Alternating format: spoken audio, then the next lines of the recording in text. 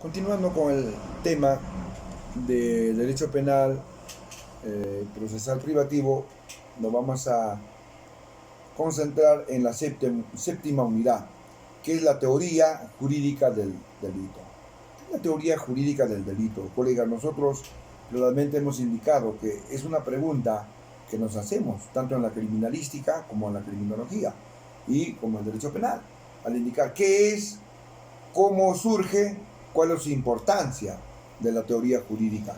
La teoría jurídica, más que todo hemos dicho, es un mundo de la sociedad que están involucrados diversas personas, donde estas personas están ligadas bajo una constitución, bajo una norma. Entonces esa norma que está ligada a un derecho penal y a un código penal.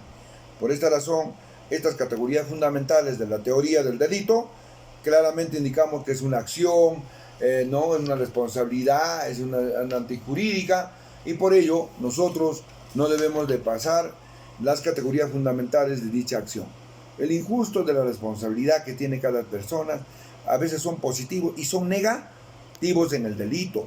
Los elementos de estos hechos punibles tiene varias clasificaciones y una clasificación legal que está descrito por un código penal y una norma penal que es el injusto penal.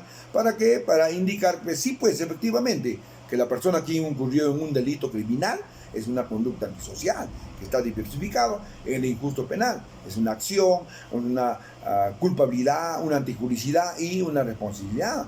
O sea, una acción típica jurídica y culpable, ¿no? Y entonces, por esta razón, ¿qué es el delito? El delito es una responsabilidad, es una conducta antisocial que se comete cualquier persona, ¿no? Por esta razón, ello ya tenemos claramente indicando que la dogma que tiene una persona es antijurídico, es culpable, tiene responsabilidad y quienes sanciona son los jueces, ¿no? Por esta razón pasamos a la octava unidad, que es la acción, la omisión jurídico-penalmente relevante, en donde el comportamiento humano que tiene a base de la sociedad, que está ligado a base de la Constitución, se convierte en una teoría jurídica que hace un momento hemos tomado, la acción, la omisión, ¿no? Entonces, que diversifica la acción y la omisión. La acción es que hace la persona, la omisión quiere cometer, no comete, ¿no? Que está con varias personas, que participa, la coautoría, la autoría. Por esa razón, nosotros en esta teoría del delito tenemos comportamientos penales que relevan un elemento del delito. Y los elementos del delito, bueno, que son un concepto de un sujeto de acción, una ausencia de acción o de omisión que existe, que está ligado a varias tipicidades, ¿no? Una cuestión es una tipicidad del tipo penal, una tipicidad bueno, de las funciones de un tipo penal, de una estructura de los tipos penales, la clasificación de los tipos penales, los problemas de la tipificación, la adecuación de los problemas fundamentales, de problemas del tipo penal que son abiertos o en blanco. Por esta razón, estas cuestiones preliminares que se dan en el Código Penal, que tienen una conducta, acción, omisión relevante, la tipicidad del delito culposo, la comisión y la tipicidad de la estructura de un tipo penal culposo y el concepto de la tentativa, están diversificados. ¿Dónde? Están en el órgano que nos legisla una norma penal, que es el Código Penal. Entonces, del artículo 25, autoría, coautoría. Artículo 45-46, los antecedentes, reincidencia. Por esta razón, estas acciones que acabamos de mencionar, que acaba con la tentativa, o que acaba los hechos consumados, y que acaba con una autoría, con una participación, nosotros debemos ver esos temas en donde diversificados en el órgano competente que es el Código Penal, para una sanción penal y dar seguridad a la sociedad. Asimismo, ahora tenemos en la novena unidad, que es la antijuricidad. La antijuricidad claramente nosotros tenemos por conocimiento que es el resultado de los estudios teóricos técnicos del aprendizaje de un derecho penal procesal privativo.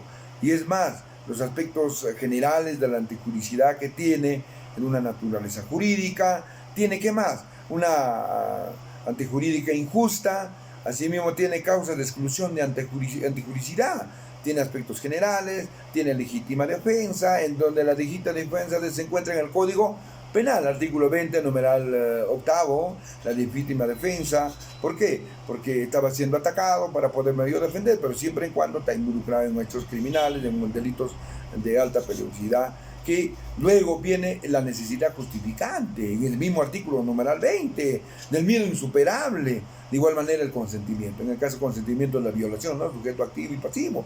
Ahora, del miedo insuperable, sí pues señor, por miedo insuperable agarré el rifle, le disparé porque estaba siendo atacado, por miedo, por necesidad justificante, sí pues efectivamente tenía necesidad de defenderme, por esa razón lo hice.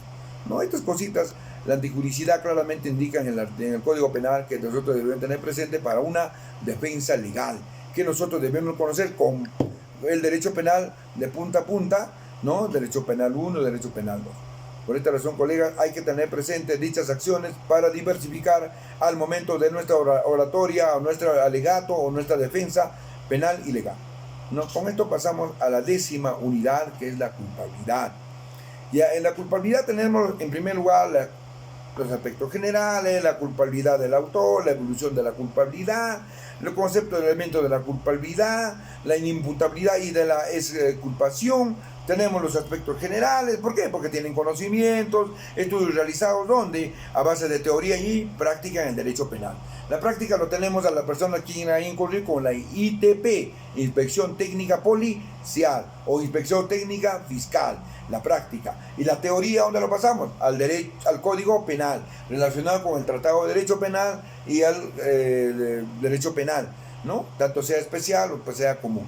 Por esta razón, libramos también del intercrímenes, que es el camino del delito. La intercrímenes se sancionan los hechos y no los dichos, ¿no? Ese es en el fondo del derecho penal. Por esta razón, estos estudios que realiza a base de esta práctica, nosotros hoy en el salón debemos de tener también esta práctica, ¿no? Una práctica de un homicidio, de una violación, ya pues, hay que desarrollarlo, ¿no? ¿Cuáles son los asentamientos? ¿En qué estado cometió el delito? ¿No? ¿En qué estado estaba esta persona para cometer esta conducta antisocial? ¿No? Luego de estas palabras que nosotros hemos vertido, vamos a pasar a la 11ª unidad, que es la pluralidad de delitos, ¿no? En otros aspectos generales que tienen el concurso real de delitos, concurso ideal de delitos, el concurso aparente de leyes, el delito de masa, concurso de delitos, la clase del concurso de delitos, la reincidencia, la habitualidad y la identificación. Nosotros sabemos la reincidencia, el artículo 45b del Código Penal, la habitualidad. Él mismo es habitual, es proclive en seguir cometiéndolo ese delito. Es identificación, sí pues, lo estamos identificando. El concurso real de delitos, ideal de delitos, es porque, ideal de delito porque la persona ha ideado, ¿no?, cometer ese hecho. Real de delitos, existen también otros delitos, aparte de lo que ha incurrido en el grave error de homicidio, también pues ha cometido un feminicidio, haber matado a una persona.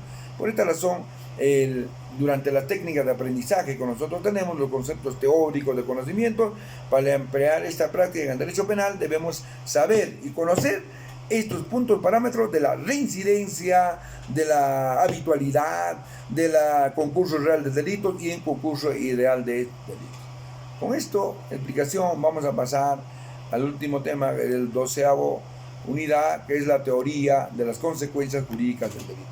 ¿Por qué la teoría de la consecuencia jurídica? Ya pues, claramente hemos dicho, evalúa el estudio de qué, de las dificultades que existen dentro del derecho penal procesal privado.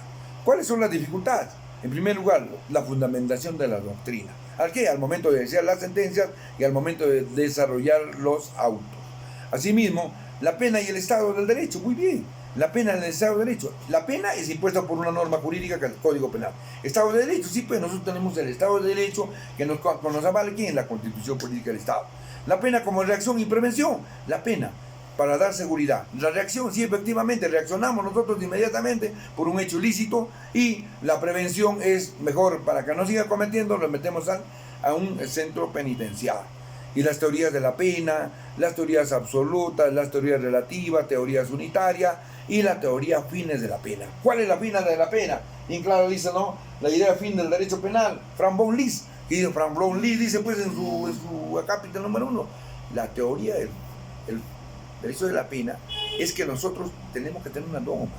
una antipublicidad, una acción, no una omisión. ¿Para qué? Para que exista un concurso real de delitos y esas teorías absolutas, relativas, unitarias, que sean diversificadas y con una medida de perspectiva, de prevención, para no incurrir en delitos de malas acciones, de conductas que van a dañar a nuestra sociedad. Por eso nosotros, colegas, consecuentemente, de acuerdo al derecho penal y las medidas de seguridad, está plasmado en el Código Penal en sus artículos 22, 21, 22, restringida la pena, el artículo 14, error de tipo, y artículo 15, error culturalmente. Por esta razón, colegas, nosotros hemos llegado ya al punto de este tema para proseguir la próxima semana. Muchísimas gracias.